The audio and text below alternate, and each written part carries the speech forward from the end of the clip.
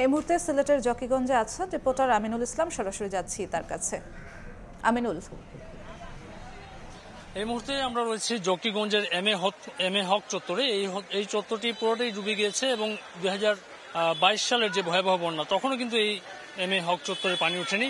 এবং আমরা যদি বাজারের পুরো চিত্রটি একটু আপনাদেরকে দেখাই, পুরো বাজারের সবগুলো দোকানে এই মুহূর্তে পানি রয়েছে এবং এতে হচ্ছে জকিগঞ্জের যে সাধারণ মানুষজনের যে চলাচল, সেটি কিন্তু ভয়াবহ ভোগান্তির মধ্য দিয়ে তারা সময় অতিবাহিত করছেন। একদম সকাল থেকে যখন বাঁধে ভাঙন দেখা দিয়েছে, বাঁধের দুটি অংশে কুশিয়ারা নদীর পানি এমনিতেই তো বিপদসীমার উপর দিয়ে বইছে গেল রাত থেকে।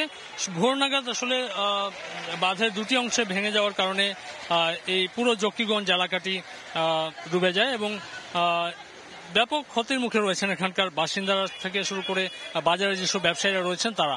এবং পানি উন্নয়ন বোর্ড এবং স্থানীয় প্রশাসন থেকে যেটি বলা হচ্ছে যে এখানকার বাসিন্দাদের মধ্যে যে এই যে পানির আতঙ্ক, সেটি প্রবল বৃষ্টিপাত যখন শুরু হয় এবং পাহাড়ি ঢল, বিশেষ করে এই এলাকাটি ভারতের নিকটবর্তী হওয়াতে কিন্তু ভারতের যে পাহাড়ি ঢল রয়েছে, সেই পাহাড়ি ঢলের কবলে পড়ে কিন্তু এই এলাকাতে প্রতি বছরই আসলে আমরা দেখতে পাই পানি যে বন্যা কবলিত হয়ে থাকে। এবং এখনো পর্যন্ত যেহেতু বন্যা হয়নি, কিন্তু বন্যার একটি ঝুঁকি কিন্তু ইতিমধ্যে দেখা দিয়েছে।